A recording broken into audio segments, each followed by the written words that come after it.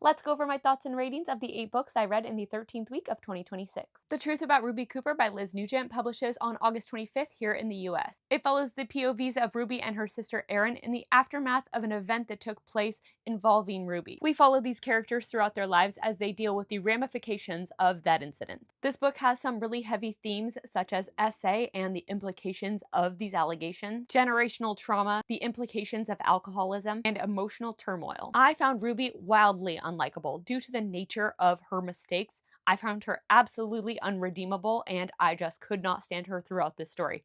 However, the shining beacon of light throughout this story is her sister Erin, who I was able to empathize with throughout this story, and I really cling to her POV, and that's what really got me through this story and ultimately led to me liking it. This story brought forward a very complex dilemma that I think would be very interesting to talk with in a book club. While overall I really did enjoy this story, I definitely had some qualms with it. I felt like it was rushing to get through the information, so rather than showing us, it was a lot of telling. I think that because of this, I had a little bit of a harder time connecting with the characters emotionally because there wasn't a lot of internalized emotions throughout the story, and it was really just telling us things. I also just in general struggle when there's religious themes within books, and the characters in the story have a religious upbringing, and it is very prevalent in the story, and yeah, it's just not really my vibe, and so I did struggle with that as well. My last qualm was I felt like the ending was a bit rushed, and it just left a sour taste in my mouth, not only with how abrupt it was, but with the resolution and how it all played out. But overall, I did enjoy it, and I thought it was an interesting deep dive into a very complex moral dilemma. I rated it 3.5 stars. The 7.5 Deaths of Evelyn Hardcastle by Stuart Turton is available on Kindle Unlimited.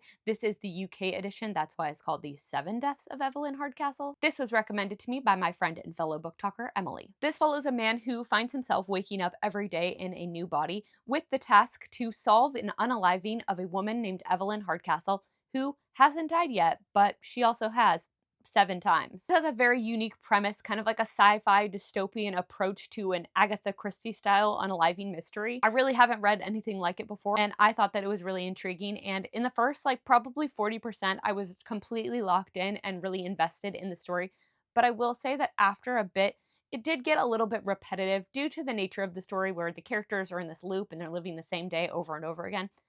It inherently just got a little bit repetitive because of that. Because the MC is switching bodies, there is kind of a switching of perspective, so to speak, even though we're technically following the same character, but he's living these days differently each time. Once I reached the halfway mark, I kind of started to lose interest. I felt like I didn't really care too much about the characters. I think it has in large part to do with the rich people of it all. It's set back in the days of ladies and lords, and it's that kind of rich people vibe that just really isn't for me. I recognize that this is a really good book, however, I just don't really feel like it aligned with my taste, but I did really appreciate the complexity and uniqueness of it all. Now, the ending was my favorite part. It totally blew me away. I did not see it coming. I really appreciated how everything came together and all the various parts clicked into place. I thought that that was just a brilliant ending. Absolutely loved it, and for that reason, I'm rating it 3.25 stars. A Dowry of Blood by S.T. Gibson was chosen for me to read by my friend and fellow booktalker Chris. This follows Dracula's first wife, Constanza, as she recounts how she came to be Dracula's wife and what ultimately led to Dracula's demise. It is told through writings to Dracula from Constanza. FMC is just this really impressionable girl that gets manipulated into a vampiric poly relationship that gets totally out of control and turns into something that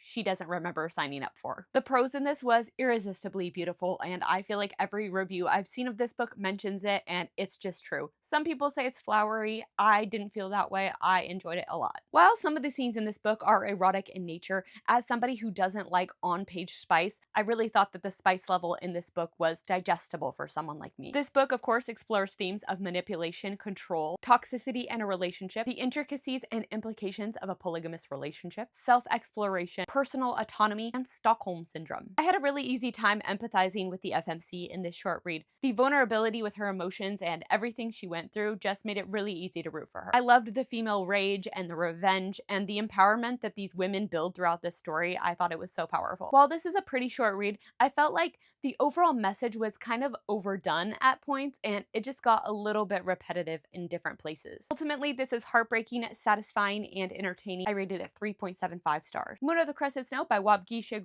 was chosen for me to read by my friend and fellow booktalker, Sonia. It follows the members of a Native American reservation that realize that they have lost power and communication with the outside world. I love a character-forward story, and our main character, Evan, was very easy to root for. When an outsider arrives unexpectedly, we see the implications of colonialism on a very small scale, with themes of the dangers of colonialism, Indigenous resilience, community, and the importance of upholding tradition. We follow this community in a steady descent into panic. This story absolutely unsettled me. It was atmospherically dark and absolutely riveting. I think the author did a very good job of having me empathize with these just internal despairs these characters are going through in this external struggle. I think some people might not enjoy this story just because there isn't a ton of action that takes place, but if you like a character-forward, apocalyptic type story, then I think that you should check this one out. I didn't really have any issues with this book. My only qualm, I would say, is that I wished it was longer. I just wanted more of everything, more of the characters, more of the plot, more of it all. So I definitely have to read the sequel soon because there is one, so that's great news. I thought this was a great short read and I rated it 4.25 stars. I Came Back for You by Kate White is available on Kindle Unlimited, and it follows a mother named Bree who believes that her daughter was unalived by a serial unaliver many years ago. But now this unaliver on his deathbed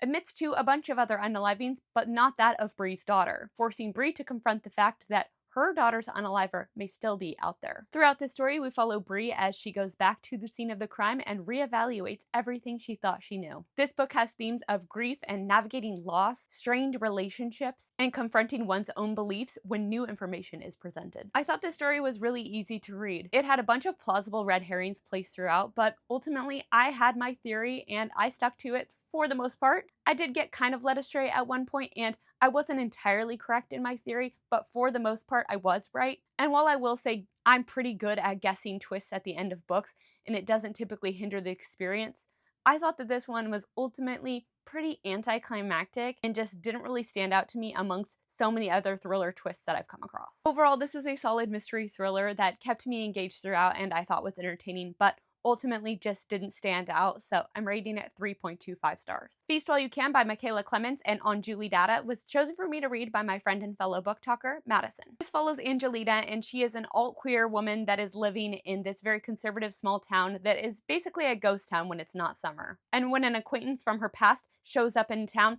it reawakens this ancient evil living in these caves, and Angelina soon finds out that this monstrous entity has infiltrated her life. This story explores themes of queer self-identity and exploration, and the implications of obsession and desire. Looking past the fact that this book is far too sexy for my taste, I am somebody who likes off-page intimacy, and yeah, this was pretty heavy-handed for the intimacy on page for my taste. Aside from that, I loved the premise, I loved the queer rep, I loved the dynamics between the characters, and I loved the atmosphere and the writing in this story. I also have to say, I'm not a huge fan of romance being in the forefront of my dark fiction reads, like horrors and thrillers. I don't mind when there's a subplot, but I did feel like the romance in this one was pretty heavy-handed for my taste. That being said, I do enjoy that it was sapphic. Now, the FMC is pretty unlikable, but I will say it was in kind of like a love to hate her kind of way, and I was intrigued and invested in her well-being throughout the story. It does kind of have a bleak ending, though I will say I wish it would have been darker, to be honest.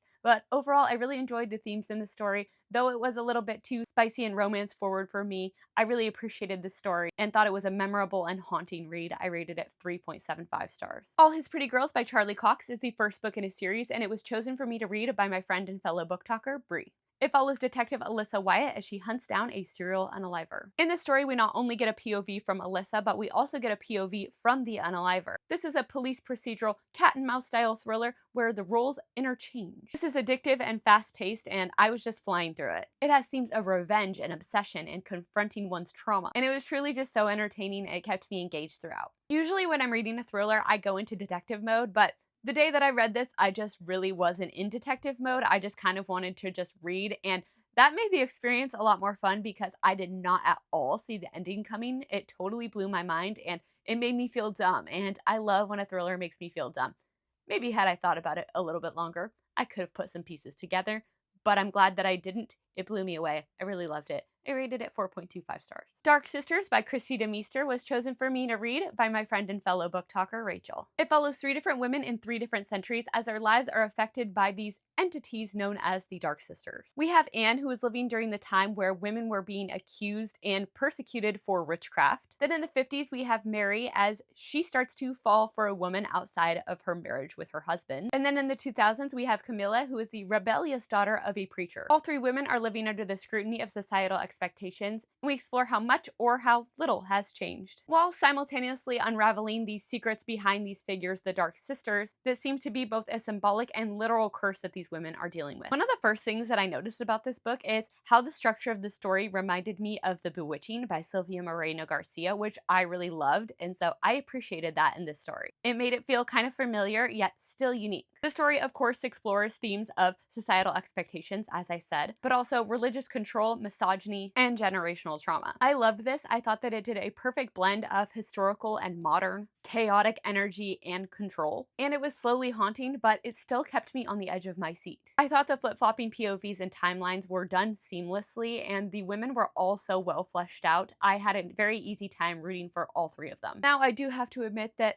I did struggle with the religious elements in the story. They are pretty prevalent. That being said, though, I do appreciate them and understand why they were incorporated into the story, and honestly don't think the story would have worked as well without them. But yeah, kind of just a preference thing. But overall, I really enjoyed the story, thought it was great, and I rated it 4.25 stars. I love talking about these books on camera. It kind of refreshes my memory and makes me think about the things I appreciated in each of these books. But I do have to say, I'm kind of torn between my favorite being All His Pretty Girls or Dark Sisters. I think I might go with Dark Sisters, though. Let me know in the comments what your favorite book was that you read last week.